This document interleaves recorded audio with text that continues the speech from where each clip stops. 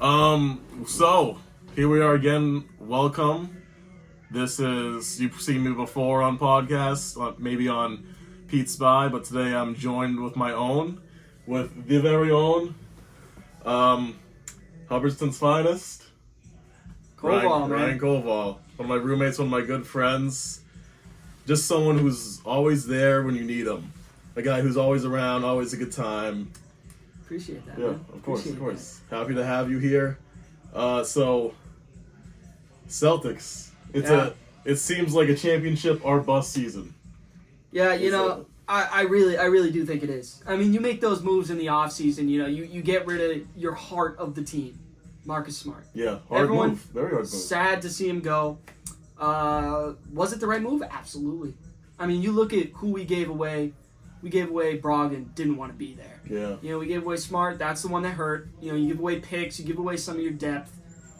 But you come away with someone like Drew Holiday, championship caliber player. 1-1 with the Bucks. Crafty player. Yeah, great defender. Arguably better than Smart, some would say. I mean, definitely better offensively. And you get someone, Kristaps Porzingis. 7'3", a guy you needed, big guy. What does he do? Stretches the floor, he rebounds, he's a rim protector. Very good. Those are three things that this Boston Celtics team have been looking for forever. The closest we've been, Al Horford. Al Horford growing up in age, and what do? You replace him with a younger, more skilled, modern player. And I think you're looking at the Celtics now.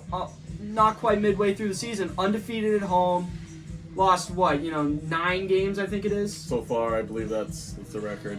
And, they look great. They look great against all these teams. You put them up against a caliber team, wipe that Bucks game away, where they got washed out. But, you put them against championship caliber teams out there, and they're right there. I don't see a team that can consistently beat the Boston Celtics in a 7-game series.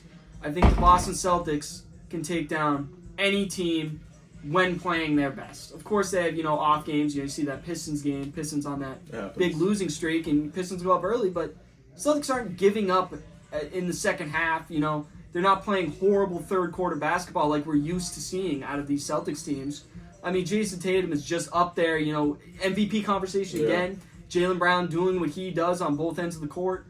And Kristaps coming up huge night in, night out. And I think something no one really expected, Derek White blossoming into an all-star caliber player. He's been awesome for this team. Doing everything. He's playing great defense. He's coming up making big shots. He's everything you can ask for in a player. And I think this is the best starting five in basketball, maybe the best we've seen in decades. Oh, okay, wow. So I think a lot of Celtics fans have questions of the playoffs. Mm-hmm. Is Porzingis reliable in the playoffs? Jason Tatum didn't have the best. The Celtics as a team didn't have the best postseason. Is Tatum going to rise to the challenge during this postseason? Guys like Jaylen Brown. If injuries are a little problem for this team, you got Drew Holiday for the playoffs, but are you worried about this team in the playoffs? Not at all. I mean, Kristaps, if he gets injured, God forbid. I mean, that's a problem, sure. You got to go deeper into that depth that you don't quite have anymore that you used to have as the Celtics. But, I mean, you look at last season. I mean, sure, it was a rough playoffs. Jason Tatum. Some will say he didn't have the best postseason, but, I mean, in the end, he goes down 0-3. That's a bad 3 games. But what does he do? He comes back for all 3. I mean, you look at the 76ers series. I would say biggest rivalry in basketball right now is Philadelphia and Boston. And Jason Tatum comes in, big game 6, and even bigger game 7. Yeah. Am I worried about this Celtics team in the playoffs? A little bit. Their validity in the postseason is a little questionable. They made the finals one time, go against a vet Warriors team, great team, and they just weren't quite, ready for the lights. But a point I do love bringing up here is, LeBron, Michael Jordan, Kobe. You bring up the all-time greats. All-time greats. Absolutely. Top 10 players. Absolutely. They don't win their first championship until, 27, 28. Very true. It's a very good point. And Michael Jordan's got 6 rings, one of the greats, if not the greatest. He didn't win until, I believe, 27, 28. Wow. Around that time. Jason Tatum coming in, he is 25 years old. Jaylen Brown just a year older. who recently was extended. Exactly, yeah. And, the fact that people are willing to say that this is what makes Jason Tatum not a superstar, to me is ridiculous. I think it's absolutely ridiculous. Being the best player on the best team for the past 5 years, that's what makes a superstar. I mean, people are easily going to call Luka a superstar. They're never going to consider not calling him that. Yeah. How many times what has he done in the postseason to prove to us that he's a better postseason player than Jason Tatum is? I haven't seen much of Luka in the playoffs. Last season, they didn't even make it. Yeah. He had Kyrie by his side. Yeah. So I guess that is a big theme that we've seen. So, yeah, definitely this team, without injuries, they're the best team in basketball. They made that point. I think that's something to think. Joe Mazzulla. I am pleasantly surprised with Joe Mazzulla. I think at times you can see him struggle, late game. He doesn't really have a lot of set go-to plays. Yep. A lot of what he wants is, we're up 2, we need a bucket in under a minute left. Let's give the ball to our best player and let him work. Which, in some systems, that's fine. Mm-hmm. He's learning on the fly. The Mavericks, they have Luka they can go to under a minute. Any other team, Sixers, they're giving it to Embiid. Warriors, they're giving it to Steph. I think with this Celtics team and this roster that they have put together, I think you can create an endless amount of set plays that can get anyone open. I trust any one of those starting 5 to take a clutch shot at the end of the game. And I don't think there is a reason to make your best player take the last shot every single time. Yeah, for sure. Definitely. I definitely love the points you just made with that team. I think a lot of people should hear what you have to say. I want to transition real quick, just a quick take. What we just talked about, Boston sports fans, is what you should be paying attention to. I know there's a lot of talk on the Patriots. It's Patriots. A lot of people forget that the Celtics are as good as they are. That's why I'm glad we talked about them. But I would like to hear your thoughts. Obviously, Gerard Mayo coming in. Yep. That third pick. I mean, it's big. And it really is blinding a lot of people with how good the Celtics are because, as New England fans, we're so used to winning, especially in these, 2000s, 2010s era. We're just so used to winning. The second a team starts losing, we just kind of give up on them. And since, the Celtics are where they are, people are kind of already giving up on this Patriots team. And I think, getting rid of Bill Belichick, in my eyes, it's sad, of course. Of course. He brought us what we wanted from him and more.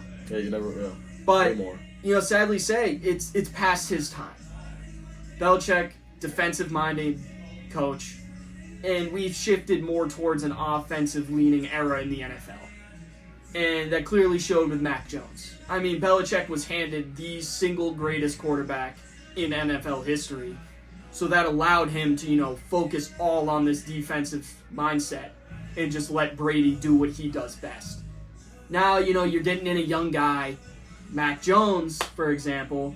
You have to transition to that. You have to transition to a couple off seasons to, try to get back into that postseason.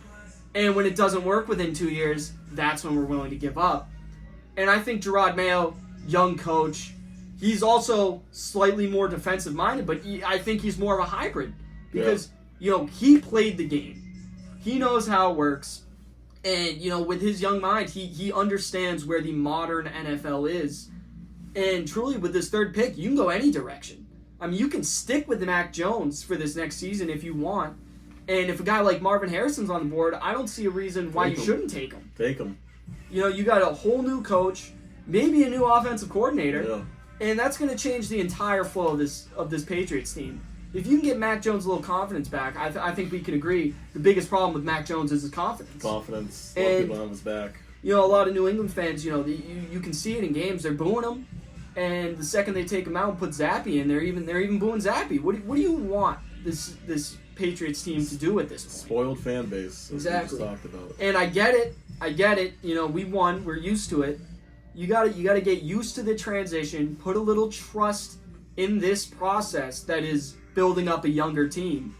And I wouldn't be mad taking a quarterback first round, maybe trying to, test the waters with this new quarterback and Mac Jones working together. But, even if let's say Caleb Williams, with all the talk of teams not really liking him, let's say he does drop to 3 and goes to New England.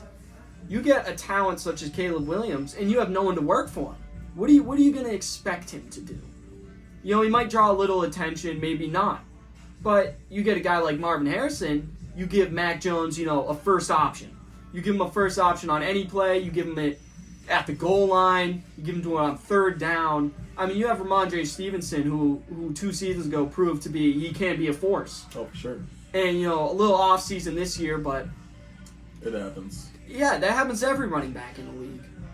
And I think with this number 3 pick, you really need to take Gerard Mayo's consideration into it and what he thinks of this team, especially offensively. You are going to take an offensive player with this number 3 pick, and you need to know what Gerard Mayo thinks of Mac Jones, thinks of the quarterbacks that might be on the board, thinks of Marvin Harrison, and go from there.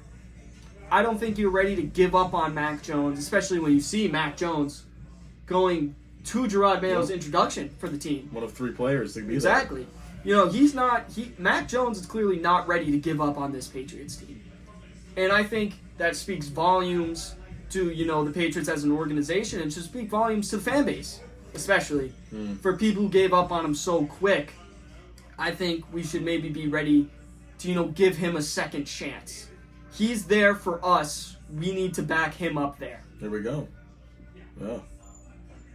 Well, there you have it. I mean, a lot to look forward to come April in the draft. Come April, we'll have the first, second round of the playoffs with Celtics. So, Boston sports fans, we have a lot to look forward to. I hope you take in consideration what Kowal has to say, and I want to hear your thoughts. Yep, make sure you guys leave your thoughts in the comments. I'm going to read through them, maybe respond to some that I like, some I don't like, and I'll tell you why. Yeah. So, Ryan Kowal, thank you so much. Thank you. Best-minded persons to go to when talking about Boston sports. It was a pleasure to have you. Thank you. Yeah, absolutely. We'll see you guys.